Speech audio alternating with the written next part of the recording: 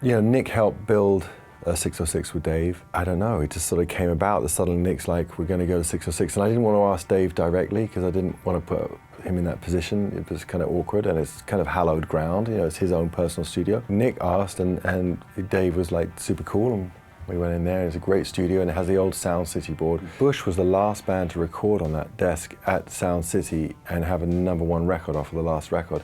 So afterwards I said to Dave, this film's so cool, but you know that we recorded on it. He's like, oh man, I didn't know. And so I don't know, then this time around we were back on the Sound City board, but in his studio.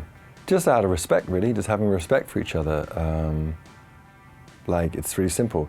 I really respect her and make sure that I sort of only offer if I'm asked. And she doesn't like rock music. It's perfect. Works out great. Yeah, I love it. Yeah, I really enjoy it. I love the whole, because I mean, again, you grew up in London, so you grow up through dub. So dub music, we lived in West London.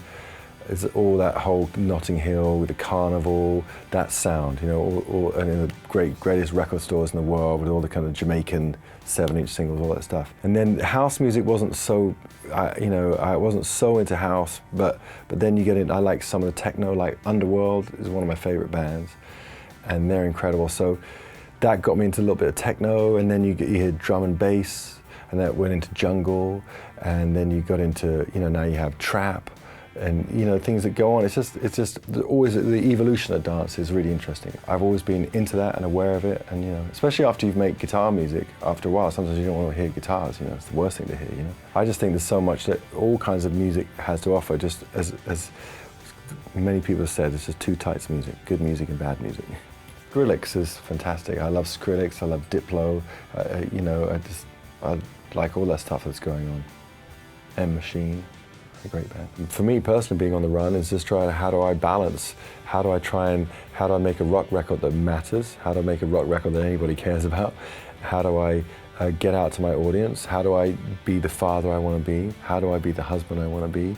And combine all those things, much like anyone else. It's a struggle to just fit it all in and figure it out. So I think that for me personally, how it resonates is that it's about how to get things done and how to achieve the most possible, because there's so many pressures and deadlines and get this right, get that right, and that's what it is for me, and I'm not sure I have the solution, so if anyone has it, please write in.